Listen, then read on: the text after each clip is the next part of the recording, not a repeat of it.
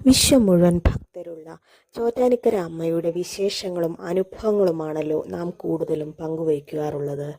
ഇന്നും ചോറ്റാനിക്കര ദേവീക്ഷേത്രത്തിലെ പ്രധാനമായും പങ്കുകൊള്ളേണ്ട പൂജകളെക്കുറിച്ചാണ് പറയുന്നത്. ഇവിടുത്തെ നിർമ്മാല്യ ദർശനം മറ്റു ക്ഷേത്രങ്ങളെ അപേക്ഷിച്ച് നോക്കുമ്പോൾ ഏറെ വ്യത്യസ്തമാണ്. വീഡിയോയിലോട്ട് പോകുന്നതിന് മുൻപ് കൂടുതൽ വിവരങ്ങൾ അറിയാനായി സബ്സ്ക്രൈബ് ചെയ്ത് സപ്പോർട്ട് ചെയ്യണേ. അമ്മയുടെ അനുഗ്രഹം എല്ലാവർക്കും ഉണ്ടാകട്ടെ. വീഡിയോ ഇഷ്ടപ്പെട്ടാൽ ലൈക്ക് ചെയ്യാനും വേണ്ടപ്പെട്ടവർക്ക് ഷെയർ ചെയ്യുവാനും മറക്കല്ലേ. അപ്പോൾ നമുക്ക് കാര്യത്തിലേക്ക് പോകാം. ചോറ്റാനിക്കര നിർമ്മാല്യ ദർശനം. ശ്രീമൻ നാരായണനും ശ്രീ മഹാലക്ഷ്മിയും ഒരേ പീഠത്തിൽ കുടിയിരിക്കുന്ന ഒരേ ഒരു ക്ഷേത്രമാണ് ചോറ്റാനിക്കര ഭഗവതി ക്ഷേത്രം. ക്ഷേത്രത്തിലെ ഓരോ ചടങ്ങുകളും അതിവിശേഷവും വ്യത്യസ്തവും പ്രത്യേകതകളുള്ളതുമാണ്.